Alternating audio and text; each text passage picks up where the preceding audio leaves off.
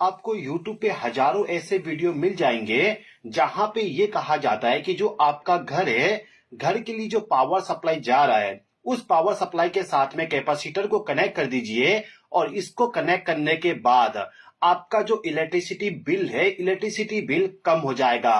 क्या वाकई ऐसा होता है कि नहीं होता है, इसी के बारे में मैं आपको पूरा डिटेल में एक्सप्लेन करने वाला हूं। तो कैपेसिटर को कनेक्ट करने से इलेक्ट्रिसिटी बिल हमारा कम होगा कि नहीं होगा, उसको हम थोड़ा रुक के समझेंगे। सबसे पहले हम ये समझते हैं कि जो हमारे घर का इलेक्ट्रिसिटी बिल आती है, इलेक्ट्रिसिटी बिल किस कंडीशन में, यानी कि क्या करने पे कितना इलेक्ट्रिसिटी बिल आती है, उसको समझ लेते हैं।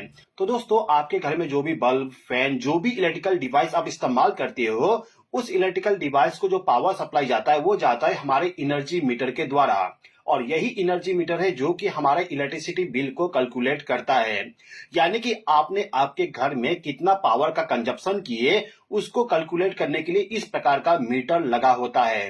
अब इस मीटर का जो यहाँ पे रीडिंग है, ये रीडिंग हमारा यूनिट में होता है। यानी कि इलेक्ट्रिसिटी बिल को हम यूनिट में कैलकुलेट करते हैं।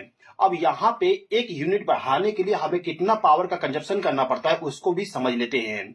तो दोस्तों देखिए, ये जो यूनिट है ना, इस यूनिट को आप किलोवाट आवर भी कह सकते हो। किलोवाट आवर का मतलब क्या है, एक बार समझ लेते हैं। देखिए दोस्तों, यदि आपके घर में आपने 1000 वाट के लोड को कनेक्ट कर दिए और उस लोड को यदि आपने 1 घंटे तक रन करवाए, तो उस कंडीशन में आपका जो एनर्जी मीटर है, उस एनर्जी मीटर में 1 यूनिट का पावर कंजप्शन शो कर देगा। तो इस मीटर का एक रीडिंग बढ़ाने के लिए हमें 1000 वाट को 1 घंटे तक रन करवाना पड़ेगा। इसी प्रकार से यदि आप 500 वाट के लोड को कनेक्ट करते हो, तो उसको आपको 2 घंटे तक रन करवाना पड़ेगा, तब जाके 1 यूनिट का पावर कंजप्शन होगा। इसी प्रकार से यदि आप 200 वाट के लोड को कनेक्ट करोगे, तो उसको आपको 5 घंटे तक रन करवाना पड़ेगा, तब जाके 1 यूनिट का पावर कंजप्शन होगा।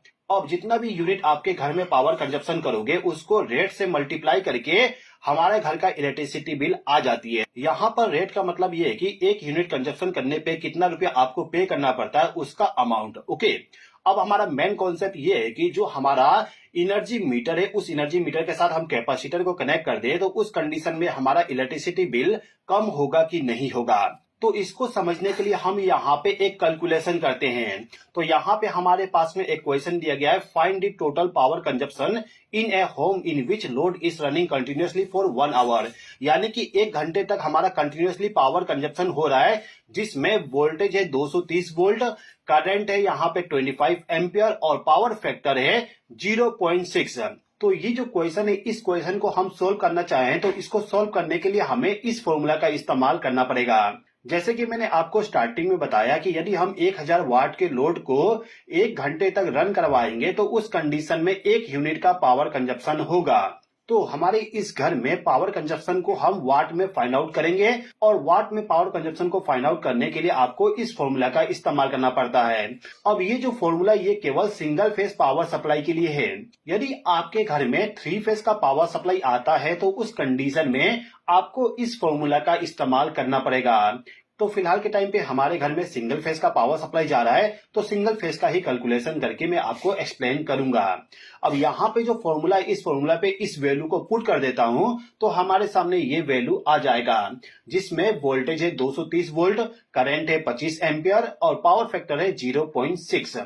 अब यदि मैं इन सभी को मल्टीप्लाई कर दूं, तो मेरे पास में आंसर आ जाएगा 3450 वाट।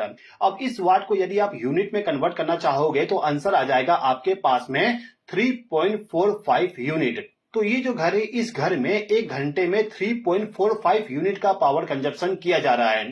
अब यहाँ पे हम क्या करते हैं कि ये जो पावर सप्लाई इस घर में जा रहा है, इसी के साथ हम कैपेसिटर को कनेक्ट कर देते हैं। अब यहाँ पे कैपेसिटर कनेक्ट करने पे क्या होता है, उसको समझ लेते हैं। तो दोस्तों, कैपेसिटर को कनेक्ट करने से हमारा जो पावर फैक्टर होता है, उस पावर फैक्टर को हम इंप्रूव करते हैं। अब पावर फैक्टर क्या होता है, एक बात समझिए। देखिए दोस्तों, जो हमारे घर का पावर सप्लाई होता है, उस पावर सप्लाई का जो वोल्टेज और करंट है, ये जो यहाँ पे ग्रीन वाली लाइन है, ये है वोल्टेज का, और ये जो रेड वाली लाइन है, ये है करंट का। तो वोल्टेज और करंट जो होता है वो दोनों साथ में चलना चाहिए। यदि आपका वोल्टेज और करंट साथ में चलता है तो उसको हम कहते हैं यूनिटी पावर फैक्टर, यानी कि आपके घर का पावर फैक्टर बहुत ही अच्छा है। इसके बाद जो आपके घर का वोल्टेज और करंट है उसमें यदि वोल्टेज पीछे रह जाता है और करंट आगे चलता है तो उसको हम कहते हैं lagging power factor. Lagging power factor तब होता है जब आपके घर में इंडक्टिव लोड को कनेक्ट करते हो। इंडक्टिव लोड का मतलब कि आपके घर में यदि मोटर को कनेक्ट कर दोगे तो आपके घर का जो वोल्टेज और करंट है वो आगे पीछे हो जाएंगे। वोल्टेज पीछे रहेगा, करंट आगे हो जाएगा। ओके, इसी प्रकार से यदि आपके घर में कैपेसिटिव लोड कनेक्ट किया गया है तो उस कंडीशन में जो करंट होगा वो पीछे हो जाएगा और जो वोल्टेज है वोल्टेज आगे हो जाएगा। और यदि आपके पावर सप्लाई में वोल्टेज आगे चल रहा है और करंट पीछे है तो उसको हम कहते हैं लीडिंग पावर फैक्टर। ओके, तो नॉर्मली हमारे घरों में मोटर कनेक्ट किया जाता है जिसके वजह से हमारे घर का पावर फैक्टर लैग हो जाती है। अब यदि आपके घर का पावर फैक्टर लैग हो गया तो उसको इंप्रूव करने के लिए हम कैपेसिटर को कनेक्ट करते हैं। तो ये जो घर है, इस घर के लिए जो पावर सप्लाई जा रहा है उस पावर सप्लाई के साथ हमने कैपेसिटर को कनेक्ट कर दिए जिससे कि यहाँ पे जो पावर फैक्टर है पावर फैक्टर इंप्रूव हो जाए। तो पावर फैक्टर को इंप्रूव करने के बाद जो करंट होता है उसमें कुछ चेंजेस होती है। कितना चेंजेस होता है, क्या चेंजेस होता है उसको हम समझते हैं। ठीक है, तो कैपेसिटर को लगाने के बाद इस घर में कितना एम्पियर करंट फ्लो हो रहा है उसको पता करने के लिए आपको इसी फॉर्मूला का इस्तेमाल करना पड़ेगा। अभी के टाइम पे हमें करंट फाइंड आउट करना है तो इस फॉर्मूला को मैं तोड़ मरोड़ दे रहा हूं, यानी कि अब फॉर्मूला हमारा ये वाला हो गया।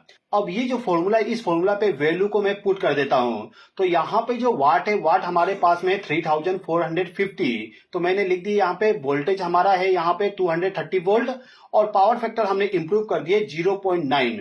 हमारा पहले पावर फैक्टर था 0.6, लेकिन कैपेसिटर को हमने कनेक्ट करके पावर फैक्टर को इंप्रूव कर दिए और पावर फैक्टर अभी के टाइम पे हमारा 0.9 है। तो इसको पुट करने के बाद यदि हम करंट को फाइंड आउट करेंगे तो आंसर आ जाएगा हमारे पास में 16.66 एम्पियर। आप यहाँ पे डिफरेंस देख सकते हैं। पहले हमारे घर में करंट फ्लो हो रहा था 25 एम्पियर, लेकिन कैपेसिटर को कनेक्ट करने के बाद अब करंट फ्लो हो रहा है 16.66 एम्पियर। तो कैपेसिटर को लगाने के बाद हमें यह पता चल गया कि करंट हमारा कम हो जाएगा। अब यहाँ पे सवाल ये बनता है कि यदि हमारे घर का करंट कम हो जाता है तो इसके वजह से क्या हमारा इलेक्ट्रिसिटी बिल कम हो जाएगा? तो ये जो करंट रेटिंग है इसको मुझे इस वाले फॉर्मूला पे पुट करना पड़ेगा। तो इस फॉर्मूला पे यदि मैं पूरा डिटेल को ऐड कर दूं तो हमारे पास में ये इक्वेशन आ जाएगा। वोल्टेज 230 वोल्ट है, करंट यहाँ पे 16.666 है और पावर फैक्टर हमारा 0.9 है। इसको यदि मैं मल्टीप्लाई करूं तो मेरे पास आंसर आ जाएगा 3450, यानी कि पहले जितना पावर कंजप्शन हो रही थी उतना ही पावर कंजप्शन अभी भी हो रहा है। इसको आप एक तरीके से और समझ सकते हो कि जो हमारा एनर्जी मीटर है, इस एनर्जी मीटर में जितना यूनिट पहले बढ़ रही थी 1 घंटे में, उतना ही पावर कंजप्शन अभी भी हो रहा है। यानी कि जो हमारे घर में पहले वोल्टेज 230 था, 25 एम्पियर करंट फ्लो हो रही थी और पावर फैक्टर कम था, उस समय भी हमारा पावर कंजप्शन 3.45 यूनिट हो रही थी। इसके बाद जब हमने कैपेसिटर को कनेक्ट कर दिए तो कैपेसिटर को कनेक्ट करने के बाद पावर फैक्टर तो इंप्रूव हो गया, लेकिन करंट हमारा कम हो गया। करंट रेटिंग कम होने से और पावर फैक्टर के इंप्रूव होने से जो हमारे घर में पावर कंजप्शन हो रही थी वो पहले के जैसे ही है।